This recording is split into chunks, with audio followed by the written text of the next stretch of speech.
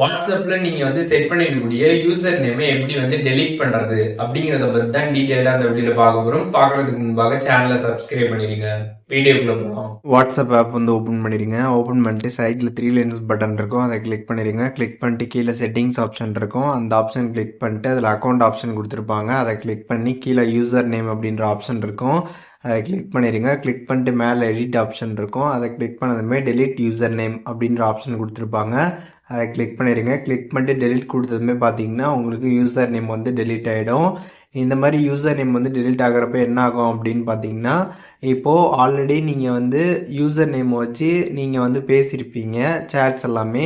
அந்த மாதிரி இருக்கக்கூடிய சேட்ஸில் எல்லாத்துலேயும் வந்து உங்களோட யூசர் நேமுக்கு பதிலாக உங்களோட ஃபோன் நம்பர் பார்த்தீங்கன்னா அவங்களுக்கு வந்து தெரியும்.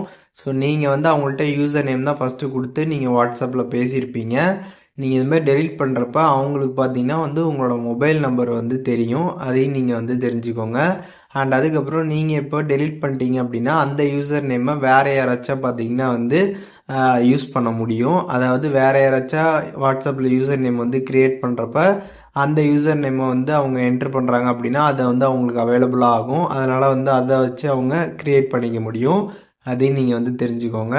ஸோ இப்போது எப்படி வந்துட்டு வாட்ஸ்அப்பில் இருக்கக்கூடிய யூசர் நேமை டெலிட் பண்ணுறது அப்படிங்கிறதுக்கான டீட்டெயில்ஸ் தெரிஞ்சிருப்பீங்க. இதில் எதுவும் டவுட் இருந்துச்சு அப்படின்னா கமெண்ட்ஸில் மென்ஷன் பண்ணுங்கள், நான் எல்லாருக்குமே ரிப்ளை பண்ணுறேன்.